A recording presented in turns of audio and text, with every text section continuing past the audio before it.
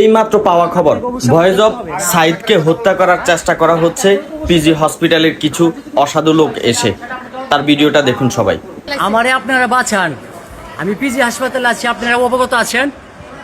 আমাকে দুইটা লোক আইসা মনের ইচ্ছা মতো আমার পেটে এমন চাপা চাপছে ভাই, আমার শান্তি লাগে না, আমি শুইতে পারি না, আমি টয়লেটে গিয়ে শান্তি পাই না। আমার দাঁত থেকে মুখ থেকে দেখেন কি পরিমাণ রক্ত।